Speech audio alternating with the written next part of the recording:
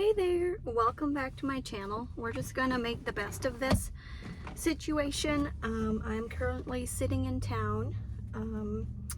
David is watching the boys for the afternoon, and so Serenity and I have been spending some time in town, and I was like, this would be the perfect opportunity to get my video filmed about the questions I got on marriage, the topic of marriage, and so I thought I would just use it as an opportunity to answer those. I have 3 different questions, and first of all, before I dive into the questions, I just want to say I am by no means a perfect wife. I have learned a lot in the almost 5 years that we've been married, but I also still have a lot to learn, and it's something that I am working on every single day. But we just have been through a lot in the almost 5 years of being married, and there's been really difficult times in our marriage, and then very how would you say, happy, exciting times in our marriage. And through it all, we need God. And the best advice that I can ever give is make God the #1 focus in your life and make Him the center of your marriage. I'm gonna kind of just share from a perspective of being a wife, and I feel like so often it's, at least for me, it's so easy for me to focus on all the things that my husband could be doing better, or could change, rather than focusing on appreciating the things that make him who he is, and appreciating the things he does for me, the ways he shows me he loves me. It's just, I think it's the human nature and Satan's way of trying to get us down, that we always tend to focus on the negative. And so I just encourage you to find those positive small things in your husband that you can thank God for every day. You can show him appreciation for, just words of encouragement to your husband, and things that you appreciate about him. Just speak it out to him. Let him know how much he truly does mean to you. The first question I got: how do you make time for your hubby marriage with having children? It is definitely something that you have to make priority. Especially, I feel like with being a mom, we can tend to get very wrapped up in that. And by the end of the day, by the time our husbands gets home from work, we might just be feeling very tired, and we just want to be done for the day. But start out with when he gets home from work. If you are in the middle of making supper, you're in the middle of taking care of one of your children, whatever it may be, drop what you're doing and greet him at the door. Give him your full attention. And I always try to, give him a nice smile. Regardless how my day has been, I want to not just dump it all on him when he gets home first thing. Let him have that time to, come in, take time to just chat and see how his day was, ask him how his day was, give him a kiss, like, just make him feel like you want him to be home, basically. And our boys are always right at the door when he gets home. They just love when Dad gets home. And sometimes I tend to stay back, but I have tried to be more intentional with just greeting him first thing at the door.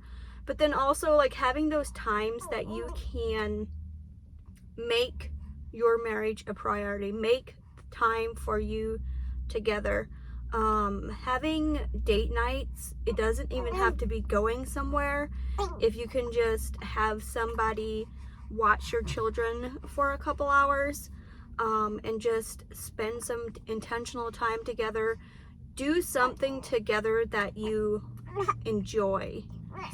If you find for us, finding a similar interest has been huge. We can chat about it all the time because we both love it. For us, it's rodeos and horses. So that is something that we can really like connect on because we both really love it. We enjoy it. And so we'll like go to rodeos together, go to horse sales together, go to horse shows, and we'll just like have lots of conversations around that area and just, you know, laugh about things.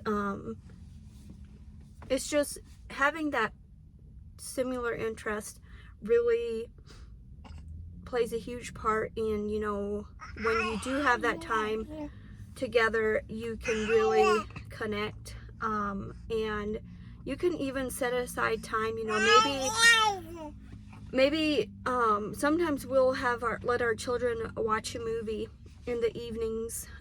If they're not ready to go to bed yet, we'll, you know, at this age, especially with a newborn, it's harder because we can't just say, okay, sit down and watch a movie. But whenever Serenity's sleeping, we might let the boys watch a movie and then just have intentional time together. Even if it's just 30 minutes in a day, it's just so refreshing. You can talk about things, whatever you want to do during that time, have some intimacy. So yeah, that would be some of my tips, is just date nights do not have to be you spending money. If you are not in a situation that you can do that. I know when we were first married, we were struggling financially, and so we would just, you know, if we did have date nights, it didn't happen quite as often, but I feel like it's also something that is very important, and that personally for us, we choose to budget it into our finances because it is just, and we don't always go out to eat or go spend money. It's just having that, being intentional with having that time to spend together. Right now, with breastfeeding Serenity, she always goes along, but a lot of times she's sleeping for the majority of the time, so it's still like we're getting that one-on-one time. Practical ways to keep romance alive postpartum. That's the next question I got. And that is another thing that can be hard, especially those first weeks postpartum. You have to be really intentional with finding other ways to show love to your spouse besides just being intimate. Maybe you ask them, like I have gone to David and I'll ask him what makes him feel loved. He loves spending time together, doing things together, like sharing similar, like I mentioned before, our similar interests that we have. If we do something like that together, that really fills up his love tank, and is something I enjoy as well. So just find those other intentional ways outside of intimacy that you can connect. And if you have to, go to your spouse and ask, hey, what can I do to show you love during this time, to show you that I still love you? Yeah, I guess that would probably be my biggest tip with postpartum with Serenity. That is kind of what I, as a wife, what I strive to do, is just find ways that I can show him I love and appreciate him, by maybe doing something for him or spending intentional time with him. Maybe instead of doing that thing around the house, rather I will choose to just sit down and we will, you know, watch a rodeo together or something that we both share interest in. Next one, you and your husband always look so happy together. What do you do to have that marriage? First of all, I want to remind you that social media can be very, yes, I try to keep it real on my social media, like on Facebook and Instagram, if you follow me over there. I try to keep it as real as possible. I do also not share all the harder parts because of wanting to respect my husband. And he is not big with social media. Like, he would rather just not be a part of that, but he does support me in being on social media. So I want to respect him and, you know, keep those harder parts of marriage, I want to keep off of my social media as a way to respect him. So we definitely, you know, we'll have our arguments, our disagreements, but the biggest thing when you are going through times like that is communication. I feel like the more we communicate, the better it just goes all around. And also, if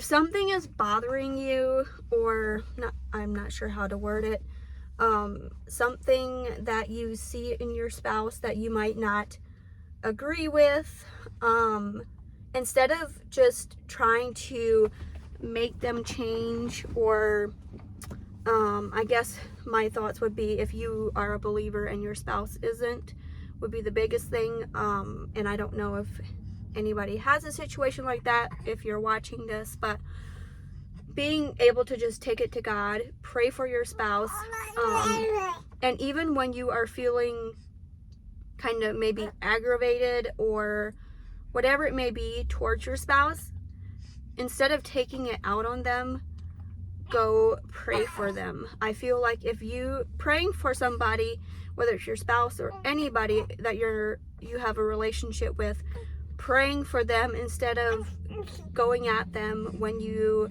have a disagreement or something is just going to be so huge. And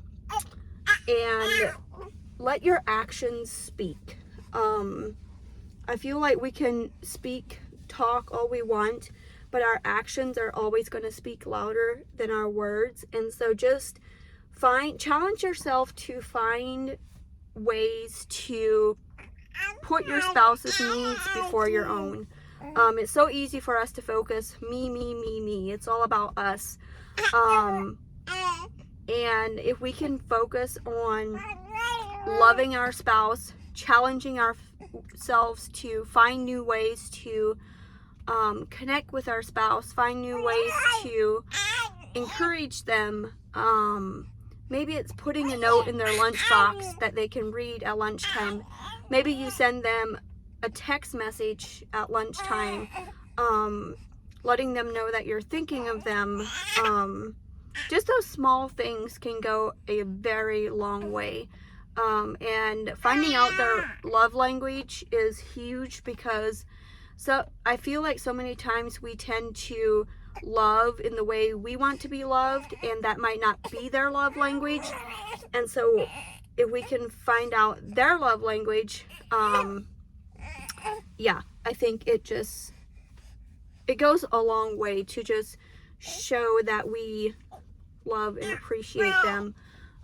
So yeah, I don't know. Like I said, I'm far from being perfect. I'm growing daily. Those are just some things that I have learned that I want to continue to work on. And so I hope this can be an encouragement for you. Like I said in the beginning, my number one tip is just to make God the center of your marriage.